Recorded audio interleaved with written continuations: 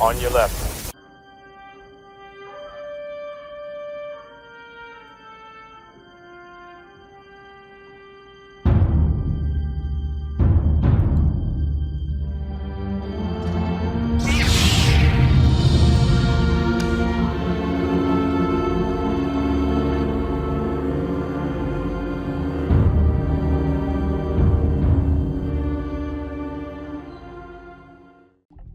All right, last time for Insecure.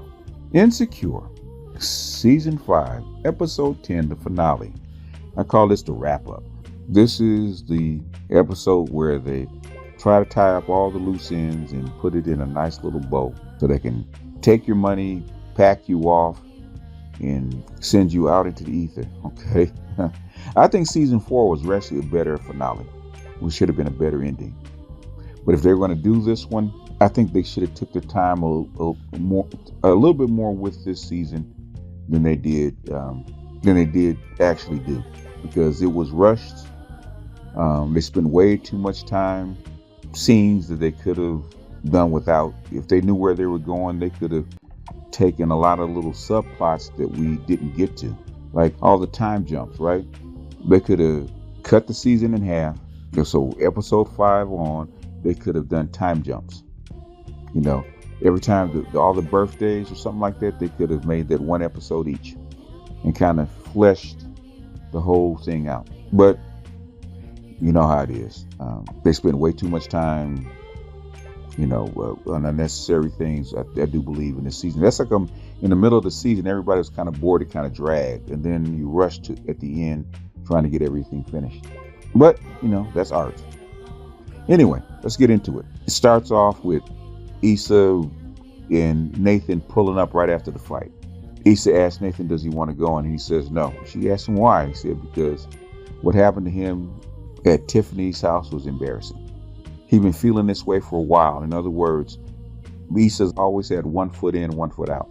Her relationship, her being toxic, actually makes his illness, which is mental illness, more active. So he said it's not healthy for him to be around her. And it's not. Because, like I said, they spent 3 episodes trying to get him to say he loved her. And when he finally commits and says he does, she pulls this crap. So I don't blame him for leaving. So he said he was going to take a step back, even though Issa didn't want that. The thing is, what could she fight for? What really could she fight for? She's been in and out. He knows it. She knows it. That's like she went in the house. She didn't fight for it. Nothing to fight for. When you know somebody's right, you don't fight for it. Issa's been fighting for Lawrence for 5 seasons. Even when she let Lawrence go, she's still fighting for Lawrence. She goes in the house. She closes the door. Lawrence texts her to say that he was sorry. He didn't mean for what happened to happen at the party. So she's sad. She's crying. And so she, you know how it is when you're not even drunk. You just so depressed. You just want to lay down and roll over in your clothes and go to sleep. And that's what she did. She wakes up in the morning. Molly knocks on the door with food. She's trying to cheer Issa up. She says, I guess you really did want to be alone. And Issa is depressed, so she says, I'm going to take a shower. She goes in the bathroom, and her mirror bitch, is telling her how she screwed everything up. How far you come, how close you were, and all the stuff that you dreamed of. You always seem to put your foot in your mouth. You always seem to trip yourself up. And she says, basically, way to go, champ. And then Issa looks in the mirror and says, I wish I could just skip to the end to where I'm happy. And that's when you start the time jump, which nobody likes. So first time jump is Molly's birthday, right? And all the girls ever agreed to show up for each other's birthday. That's what the whole thing about the going away party was about, right? So Tiffany and Derek went to Denver. And so to get back together, they said, we're going to show up for each other's birthdays. So it's Molly's birthday. Issa's there. Kelly's there. It's at Molly's apartment, Molly's condo. Molly's family's there, and also Torian's family's there. And this is the first time that she's going to meet Torian's family, which is unusual to meet a family on the birthday, but it is what it is. So they're all meeting for the first time, and Molly's nervous because she hasn't met the family yet. Tiffany flies in from Denver. Kelly's there with her new boo, And so, which is funny because Tiffany asked Kelly how did her and her new boyfriend met, and they started laughing. So you know what that means. There must be some kind of shady stuff or some kind of goofy stuff that went on how they met. So Molly's taking too long to come out, so Issa goes in to get her. And so she's talking to her and she's nervous. Molly's scared because she really wants this to work. And so Molly is changing all her clothes and stuff like that. And Issa says, today we're going to celebrate you and you're going to be happy. And so Issa brings Molly out and you can see everybody singing happy birthday to her. And Torian's holding the cake and smiling and they're looking in each other's eyes and they're greeting the family. Everything's good, right? So the next jump is Tiffany's birthday. So everybody, next birthday is Issa's birthday. And Issa is surprised by everybody because her assistant calls her and says there's a water main break at Crenshawn's spot, and all the clothes are damaged, and she has to come in and clean things up. So she comes in all upset, and when she opens the door, everybody yells surprise, and then Issa screams because that's Issa. She's awkward, so she hollers because she doesn't expect it. And so everybody's there, everybody's throwing in a party, and all the folks are sitting around. Issa being Issa, Issa's they're trying to hook Issa up because Issa ain't got no man. So they try to hook Issa up with a guy, and they said, do you want us to warm him up? She says, no, I got this. So Issa walks over and spills a drink on him, right? So she walks back and asks for wipes because she spilled red wine on the guy's shirt. In comes Nathan. So they haven't seen Nathan in months, and Nathan hasn't been returning her calls. So basically, Nathan is basically through with the relationship, and this is basically closure. So they go in and talk, and they go back and forth about how come he hasn't called, is he okay? And then he says no, everything's been good, and he says LA is finally beginning to feel like home. And Issa looks sad because things have gotten better now that he's not around her. So Issa asks him, do you regret anything? She says, because I don't, because I think everybody is in your life for a reason. And Nathan says, no, he doesn't regret anything. And he gives her an envelope because of all the stuff that she's done for the shop. So he hugs her, no harm, no foul. They're still friends. And as he's walking away, she calls him Nansford, which is what she called him in, I think it was season 3. Called him Nansford, which is the old term that she used before they got together. So she walks back in, and basically Kelly has a guy lined up for her and says, Issa, birthday dip. So the next time jump is when they go out to visit Tiffany. Now Tiffany's out in Denver, and previously, when Tiffany had said that it was, it's fine, we're gonna work it out. Tiffany has bought this big gigantic house out in Denver, right? Because evidently Derek works with sports teams, and he got this nice lucrative contract, so he's bought this big old house in Denver, right? And they're walking through and they're telling jokes. Tiffany admits, she says, I hate it here. I guess it's too white. It's not LA. It's nothing to do. And she doesn't know anybody. She's not working. She's bored as hell. And she says she didn't sign up to be the housewife of Denver. So she says, forget it. I don't mean to be a killjoy. Let's have some fun. And she said, well, dish the dirt, spill the tea. And I said, well, Issa's got a new man. So Issa shows pictures of her new guy, and everybody goes ooh and ah and all that kind of stuff. Later on, Molly's in the, in the dining area working, in the lounge area working on her computer, and Issa comes in and says, you need to drink some of this wine, right? And so Molly closes the laptop, and they're getting ready to drink wine. And Issa's looking at this picture from the going away, right? And all the pictures has all the fathers holding their babies, and there's Lawrence holding the baby. And Molly picks up on it, and she tells Issa, take it for somebody that overthinks things. Sometimes if it feels right, and you got to go with your gut, go for it, no matter what anybody thinks, right? And so Issa says that she appreciates her, and then phone rings. It's Molly's brother calling. Molly finds out that her mother has died, And so she breaks down crying in Issa's arms, which is, yeah, I mean, time jumps. You don't get the setup, so all we're getting is these tragic moments, right? So, fade to black, next time jump, okay? You see Issa in her, at home, and she's working, and she calls Lawrence for his birthday.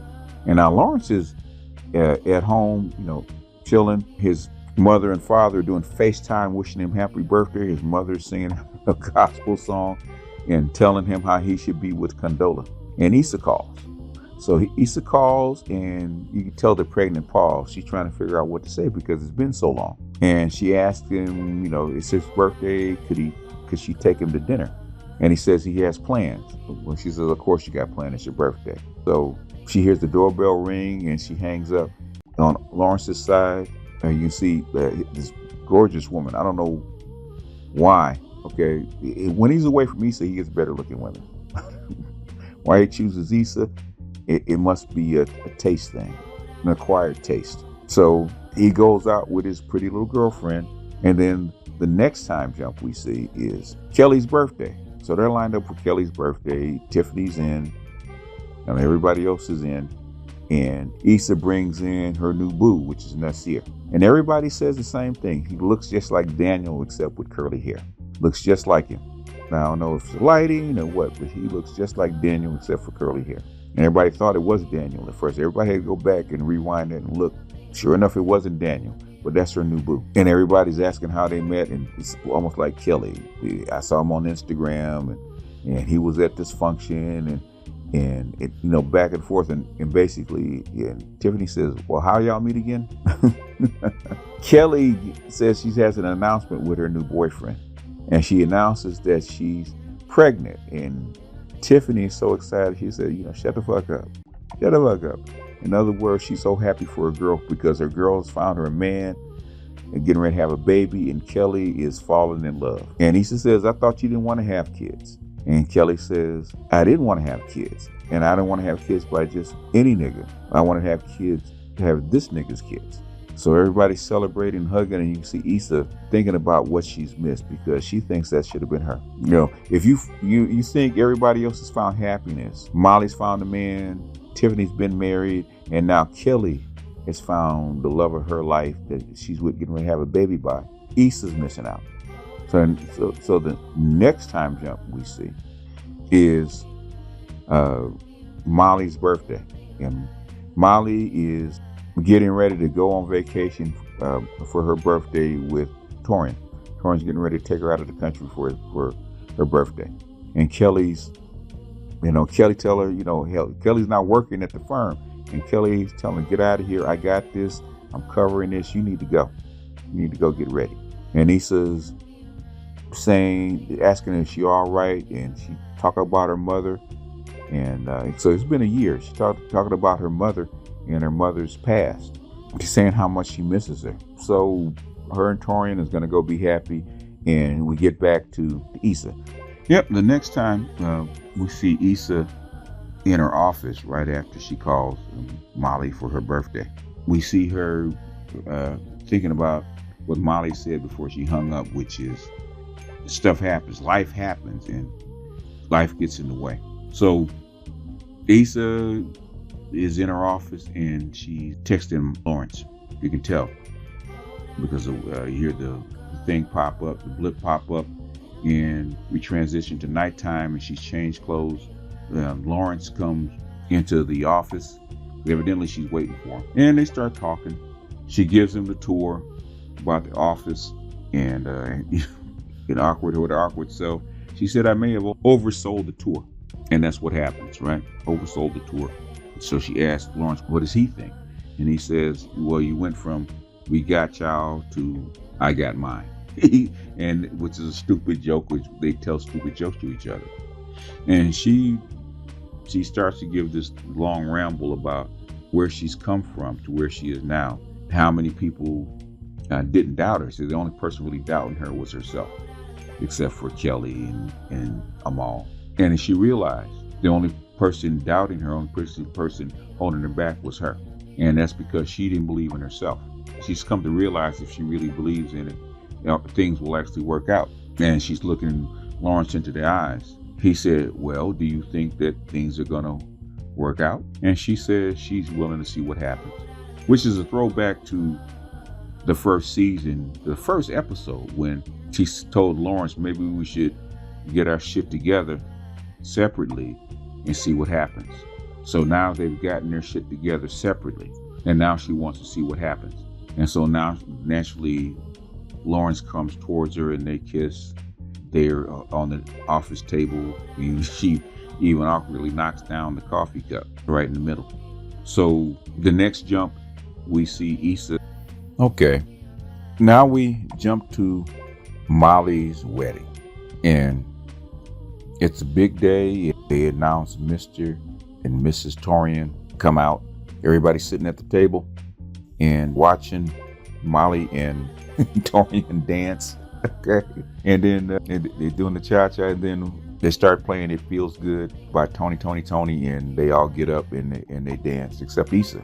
Now Issa we have just seen Issa in the office with Lawrence, so we don't know exactly what happens. And so Issa's sitting there by herself. Everybody else gets up and starts to dance, and Issa's sitting there by herself. And then in walks Lawrence with her drink, dashing as always in his suit.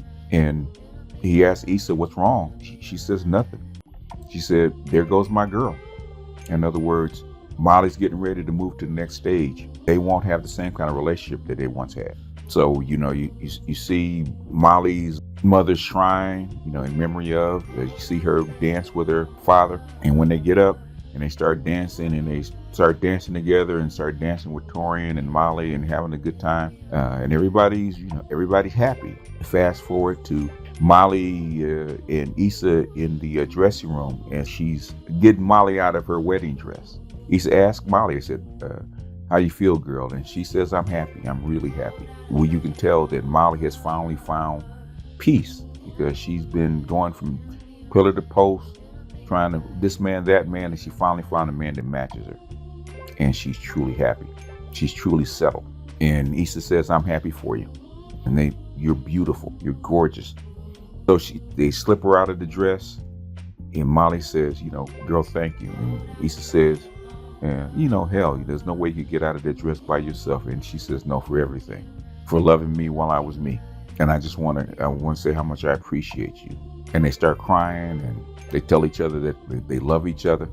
And then Molly says, I gotta pee. Okay, I've been holding this in for 3 hours. And Issa starts cracking up. And she says, okay. He said, go ahead. And she said, I'm gonna step out, and I'm gonna let Torian take over. And she says, who's Torian? She says, oh, that's my husband.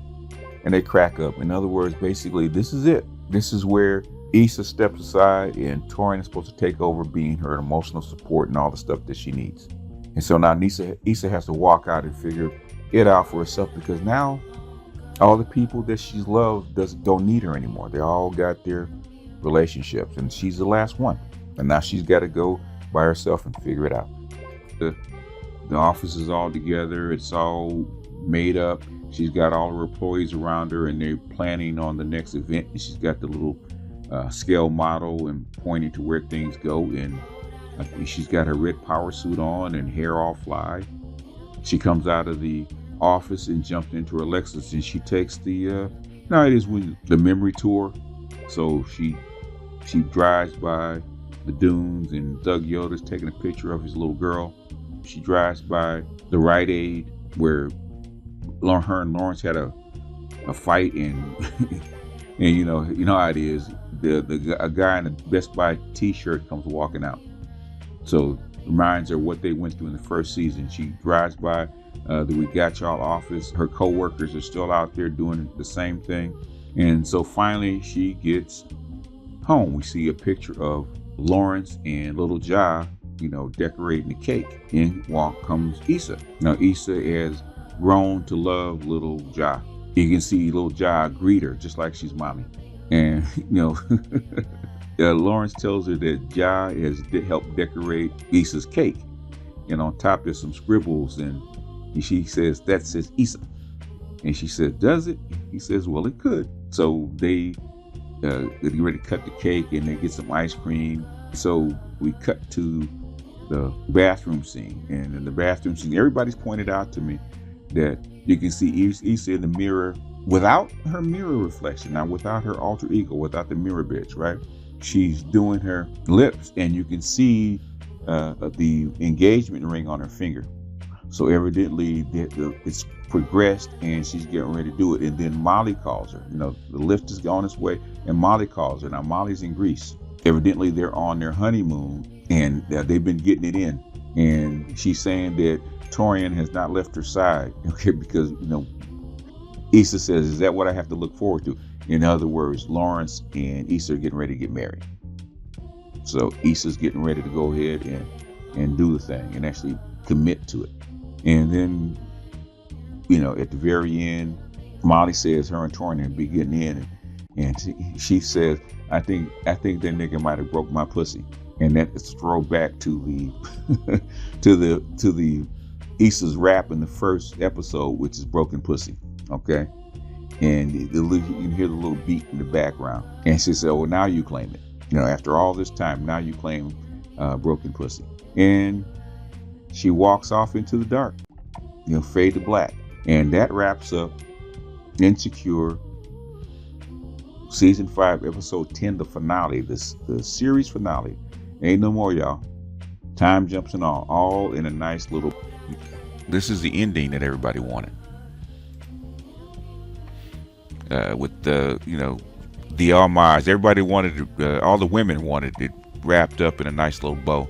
And even now they're disappointed because they skipped over a whole bunch of stuff. And she said, let's skip to the end to where I'm happy. So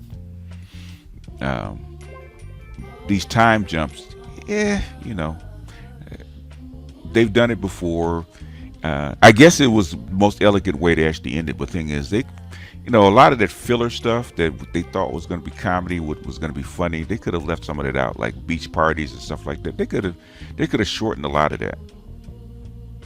There's a lot of stuff they could have shortened, and instead of putting in this filler, instead of making stuff up, because there's plenty of personal drama going on, or personal comedy that could have went on.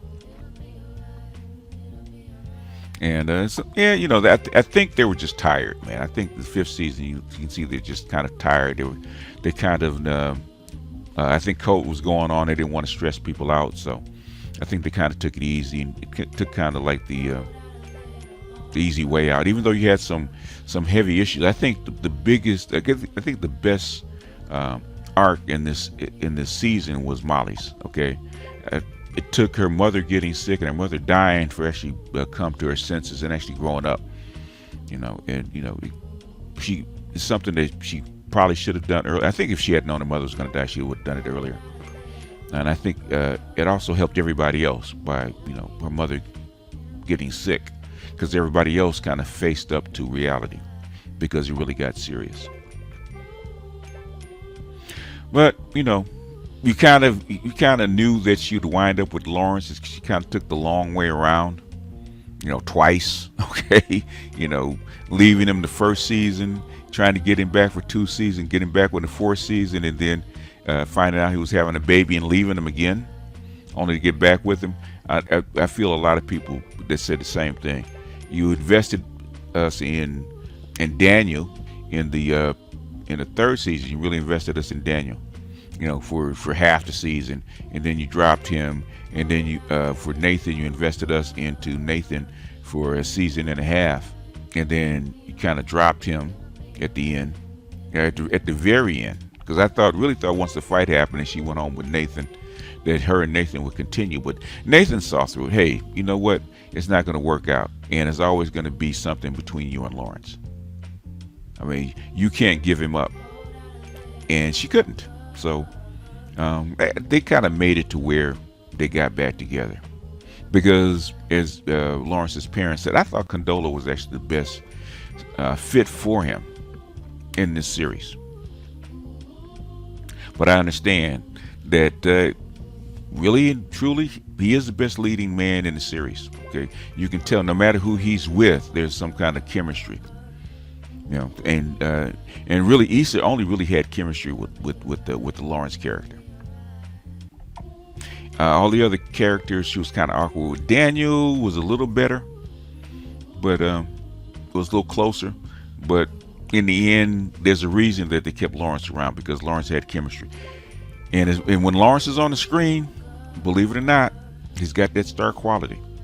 Because everybody out here, the most interesting scenes you see in the Insecure franchise is with Lawrence being in the screen. Lawrence has been there. I think the second closest I saw was Molly and Torian.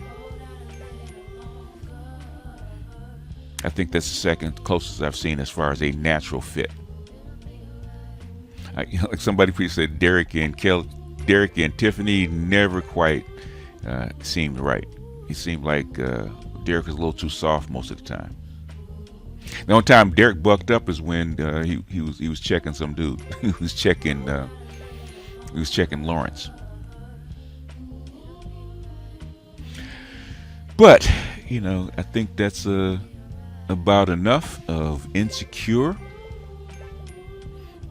Season 5, episode 10, the series finale.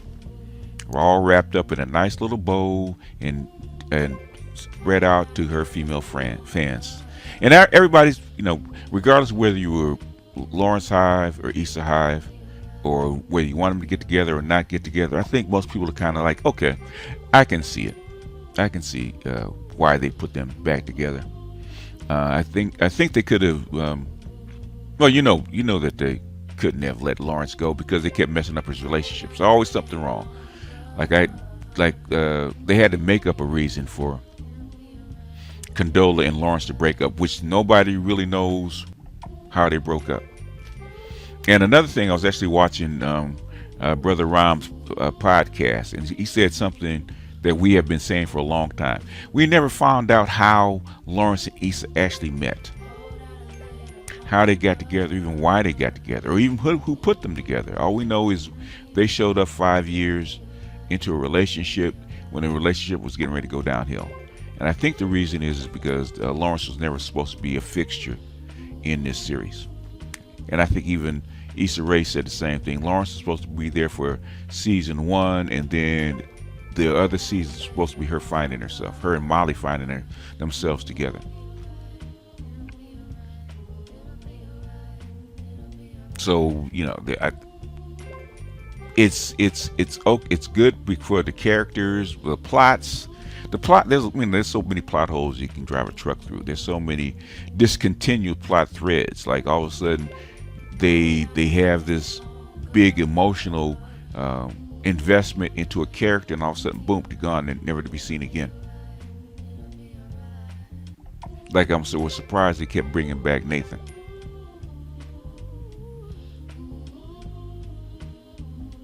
But really Issa said, the central characters were the two best friends, which is Issa and Molly, throughout the whole 5 years, 5 seasons, and that was pretty consistent. Even though they fell out, even though they kind of were getting away from each other, right? But they were consistent up until she got married to Torian.